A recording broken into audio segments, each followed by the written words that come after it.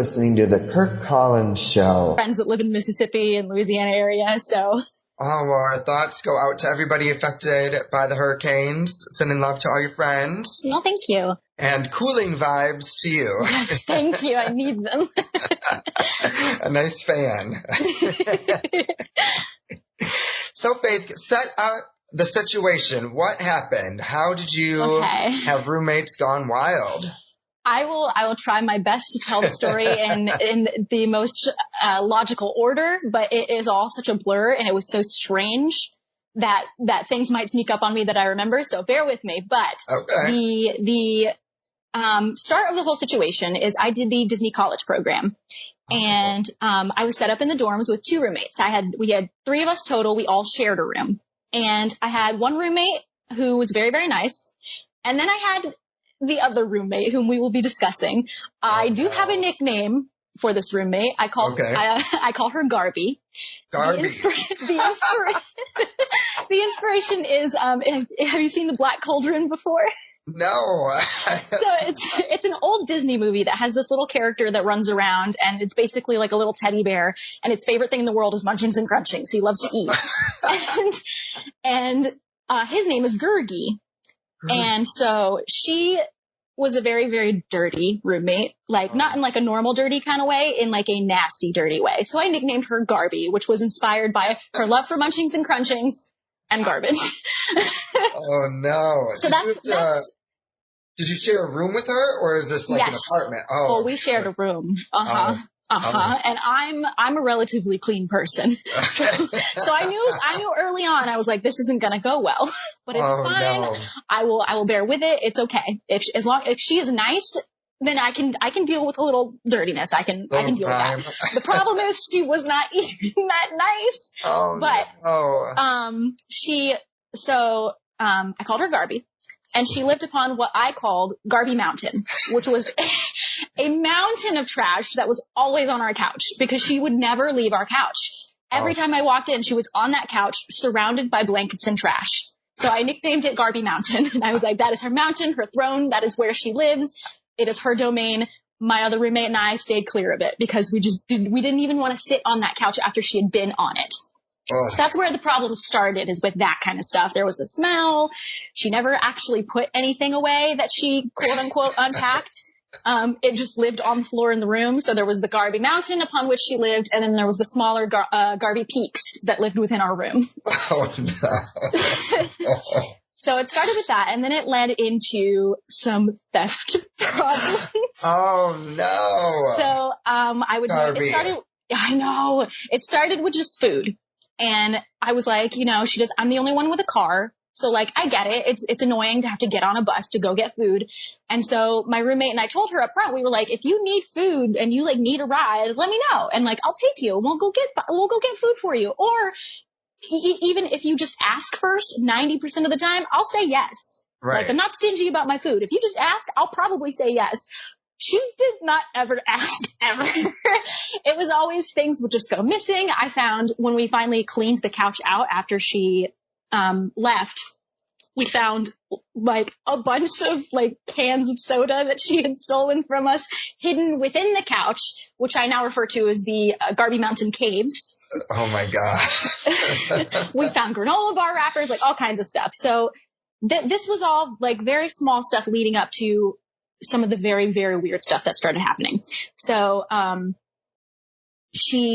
as far as the theft goes, she would steal like my hair accessories. She used my brush several times. I purchased very many brushes while I lived there. I let her use my Xbox to watch Netflix because I was the only one that had it. And every time I would receive that controller back, it was just coated in, I don't even know what. I would have to Lysol it every time I used it. It was bad. But we did our best to deal with it. We sat her down and we were like, hey, like, let's establish like a chore chart. Let's do this. Like, we tried to be so polite about it, and she was just not having it. So then I started noticing some weirder stuff, like, I don't even know what to hop to next. There were so many things. I guess. I'm scared where we're going next. I'm like, how much worse could she already be? Oh no, it gets so much worse. That is the tip of the iceberg. So I noticed that she had a very strange relationship with her best friend. Okay. She confessed to me in our kitchen one day that she had feelings for him, and he is getting married. And I was like, oh, that sucks. I hate that for you. But life happens, and it's great that you're being supportive. Come to find out, she's paying for essentially their entire wedding. And I was like, okay, that seems odd. And at one point, I'm on the phone with one of my friends on my laptop, and I hear her FaceTiming with her best friend on the couch and his fiance. And I'm like, okay, they're just discussing wedding details. It's fine. But then they start yelling, and I pull out a headphone because I'm like, what is going on? And they start getting very heated with one another about, I'm not even really sure what, but she finally noticed that I was paying attention. So she goes outside onto our porch, and they get into a literal screaming match in which I hear Garby say to her best friend, I've had feelings for you. I've had feelings for you forever, while his fiance is on the line. So they get into a screaming match about that.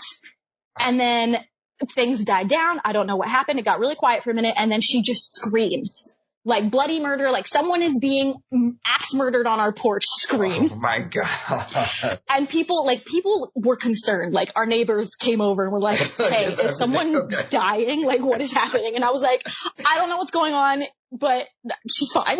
Just don't worry about it. So she at one point she flew out for a week to go to the wedding.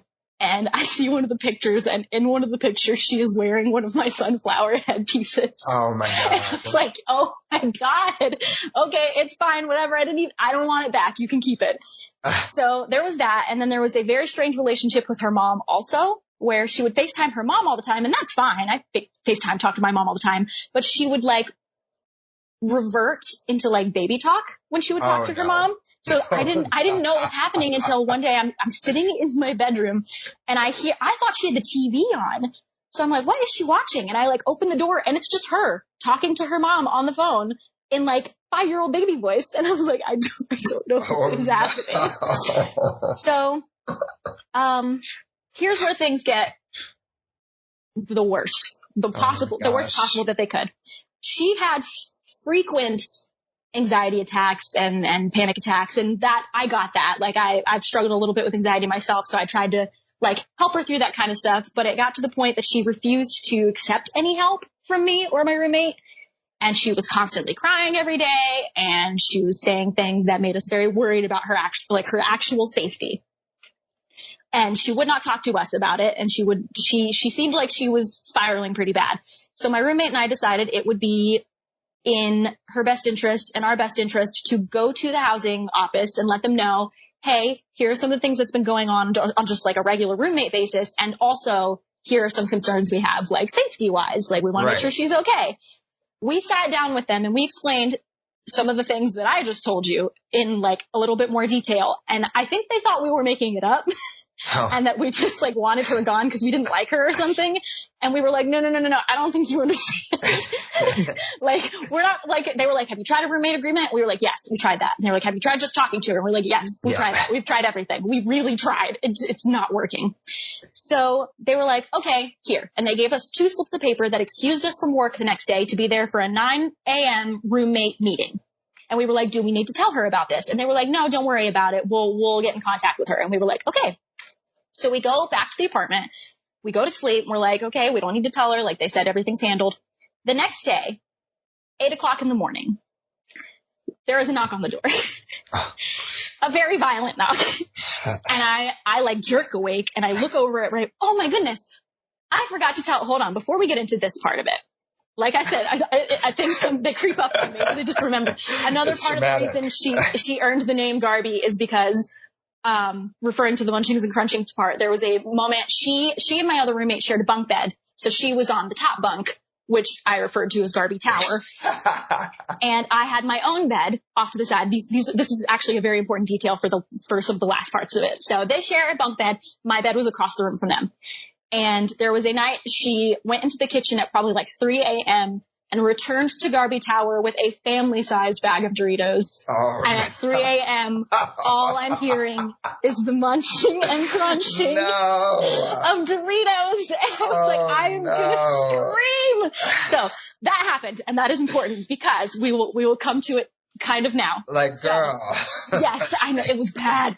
So there is a very aggressive knock on the door, and I jerk awake, and I look over at my other roommate, and we both know what's going on. So we have large, wide eyes, because we're they said 9 a.m. It is 8 o'clock in the morning, and we thought we had an hour to prepare.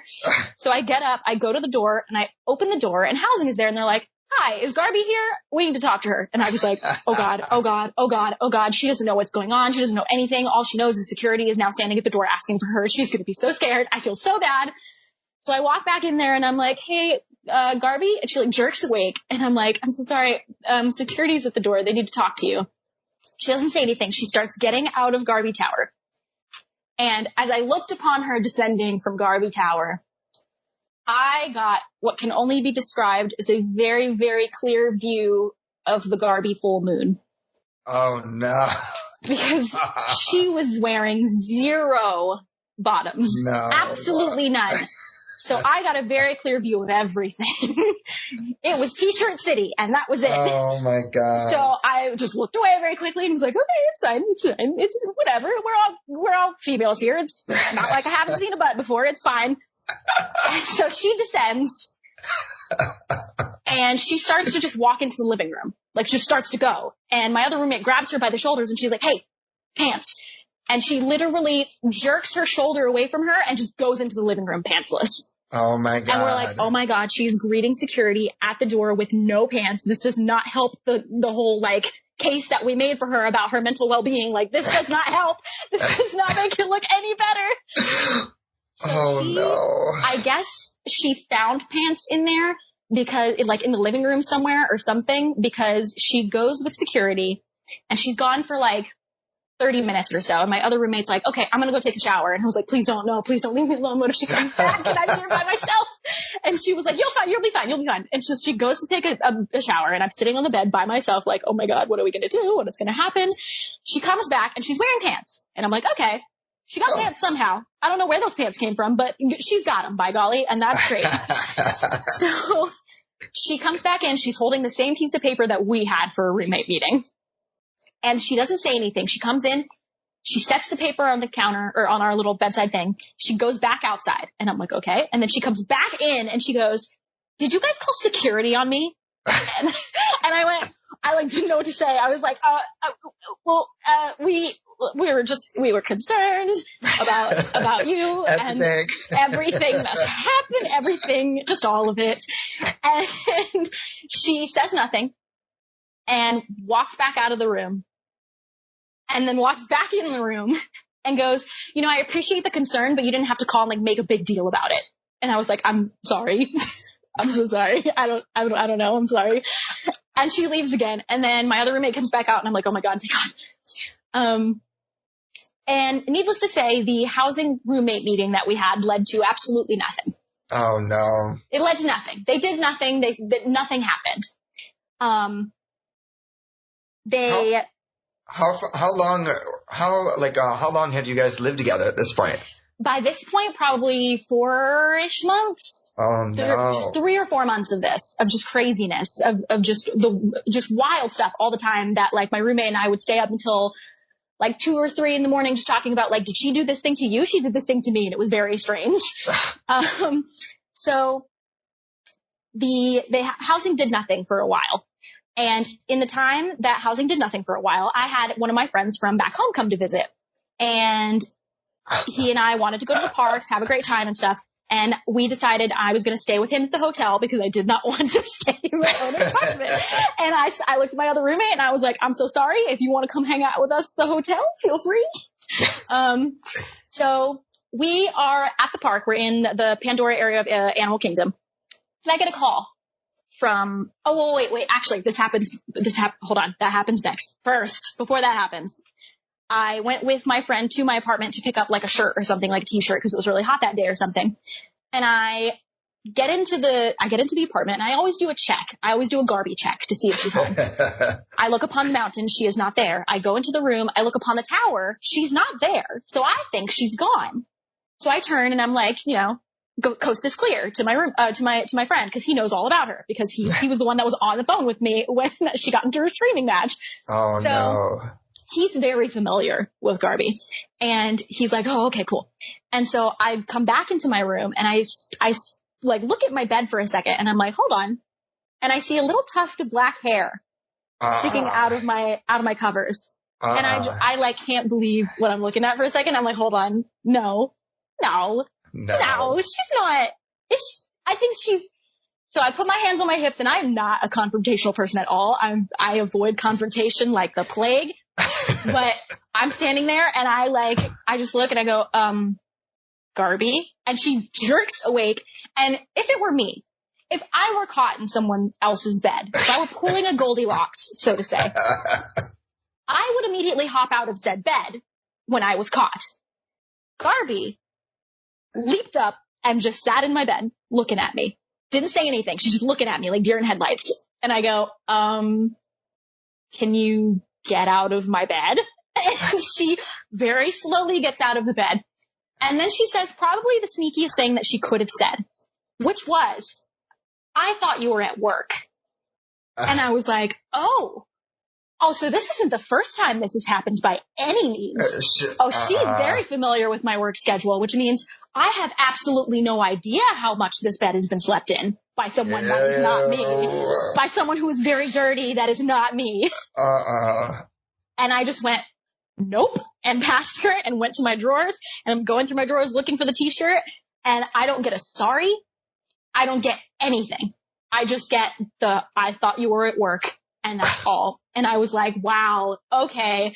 So I get my t-shirt and we like leave because I'm so mad that I'm about to yell. We leave. And then we're halfway to the park and I make us turn around because I was like, you know what? If she's willing to like sleep in my bed that sneakily for that long, I don't want my expensive things in the apartment anymore. So I went back to the apartment, packed up my Xbox and all my like really nice stuff and put it in my van and was like, nope, not risking it.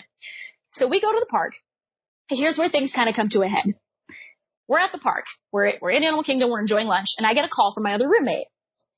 And she's like, I answer and I'm like, hey, what's going on? And she goes, she's at security right now. And I was like, wait, what? And she was like, she's at security. She's at the security booth where the cars come in. She is screaming at them. And I was like, wait, what? What are you talking about? She goes, Garby is screaming at security. And I went, what is she saying? And she goes, nothing. She's not saying words. She's just screaming. Oh, and no. I was like, oh my God, just keep me on the phone. And she was like, okay, I'll just keep you updated.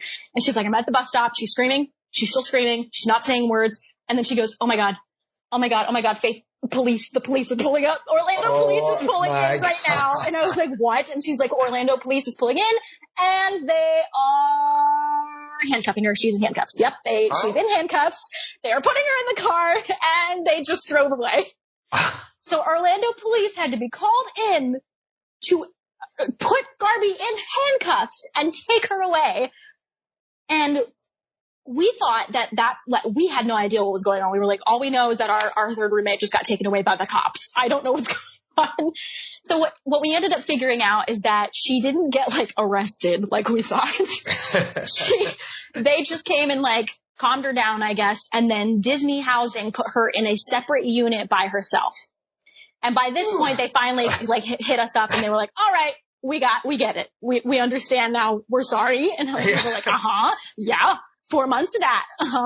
Right. So they put her in her own little unit and we found out that she still had access to the apartment because we would come back and things would be missing. And I didn't want to stay in the apartment because I was like, I'm not going to lie. I wouldn't be surprised if she stabbed me in my sleep. Right. Like, I wouldn't be surprised. So, like, y'all, I need you to change the locks because I'm not comfortable with the fact that she has access to the apartment still and has now a very large vendetta against the both of us. Right. So this is a safety issue at this point. So the only reason we know she's still coming back and forth between the apartment is because our food is still going missing. Oh my God. And like, there are things that are moving around and we're like, okay, so she's still coming and going. So finally, this wraps up our story. I'm at our apartment napping and I hear the door open I think it's my other roommate and I'm like, oh, okay, it's fine. And then she walks into the room and I'm like, oh my God. I can't, she's here. And I was like, I texted my roommate and I was like, she's in the room. I'm just going to pretend to be asleep. So I stayed under the covers and was like, I'm asleep. I've washed the covers several times by this point. And I just stay there. I'm like, it's fine. She'll go away. I hear her packing up some stuff, and she goes into the living room, and I thought I heard the front door close. So I'm like, okay, she's gone. And I sit up, and she walks back in, and I'm like, oh, okay. And we lock eyes, and I'm just like, all right. And I like don't say anything, and she doesn't say anything. And I just see her pack up some things, just a couple things, not nearly everything that she brought. And I see her carry it out, and I hear the front door close for real. And I'm like, okay, it's done. It's over. Like Lord of the Rings style. It's over, Sam. Like, it's done. It's fine. We've tossed the ring into Mordor. We can go home now. And so I hear a knock on the door, and I open the door, and it's Disney Housing again. And Disney Housing is like, hey, is Garby here? And I went, no, she was just here. She just packed up her stuff and she left. And they were like, oh, okay. Then do you know whose this is? And they point to the side of the door, and I peek out our front door, and to the left of our front door is just a mountain of the stuff that she had quote unquote packed. And I was like, yep, that's her stuff. I guess she didn't take it. And they were like, okay, we'll send a cleaning crew to come clean her stuff. The cleaning crew did not come for about a week. Oh, and then she disappeared from my Facebook, vanished from my Facebook. Her account was deleted or deactivated. Her Instagram was deleted. She deleted me off Snapchat. She vanished off the face of the earth, and I have not seen or heard of her since. Wow. That is insane. Yeah, it was pretty wild. Sleeping in my bed was probably the cherry for me. Right? Because you're like, what's going to happen? Is this crazy? Yeah, and like, I kind of got it because like my bed was by far the most comfortable of the three because I brought like, I had just come from college. So I brought basically everything I owned with me to this apartment. So I had like a really nice gel mattress topper and like my nice comforter and like all that stuff. Garby came in with, she had sheets and a comforter and stuff, but she never put it on the mattress. Oh my God. So she slept on just a bare mattress with like a sheet and an unpillowcased pillow the entire time that we were there. And I was like, girl, you know, these are basically dorm beds, right? Like you have no idea what's happened on that mattress. You might want to put something on it. Exactly. And then I thought about like, it made me think about like seeing, you know, the Garby full moon come down the tower. I was like, how many other people have slept like, you know, butt naked on that exact mattress that you were sleeping on? Wow. So, like, I understood the temptation, but also don't sleep in my bed. No, at all. Yeah, it was quite an adventure, and at least we got a story out of it. Right, you got a story. You survived something that I did. Wild. It was traumatic. It was crazy. There's other stuff, but like it would take me hours to get into all the details. There was so much of it. Like those are the highlights. I gave you the highlight reel. Wow. Well, I'm glad you survived and made it through. Are you going to be do you still have roommates? I do. I have two of them, and they're lovely. Oh, they're good. They're wonderful. We had another roommate come in after Garby made her leave. And she came in and we told her the stories of what happened. And we were like, listen, we sat her down at the table and I was like, this woman and I, we've been to war. And nothing you can do is gonna one up what our other roommate did. So don't feel stressed. Literally all we ask is you keep it clean. You can do like F all else and we won't care. You want to throw parties? I don't care. Nothing could be worse than what we've experienced. So go ham as long as you're clean. And don't sleep in my bed. And she was like, what? And I was like, don't sleep in my bed. That's not a joke. So every roommate since has been an angel in comparison. Yeah. Well, that is good to hear. I'm glad to hear that. Wow, that is so crazy. Thank you so much for telling us this wild story. Thank you for letting me share. I'm so glad you came out the other side.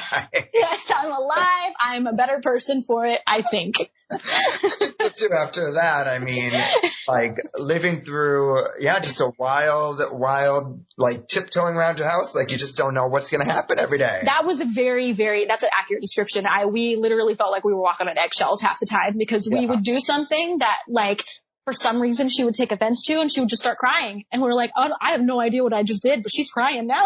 Right. So it was. No way to live. No, never So if again. you're listening out there, be a good roommate. If you're a roommate to somebody, please be kind, clean up after yourself, and don't sleep in other people's bed. And don't steal either. The moral of the story for me mostly is don't Goldilocks someone. Don't Goldilocks. If it's not your bed, you probably shouldn't be in it. Leave my porridge alone. Well, thank you, Faith. Faith, where can we find you?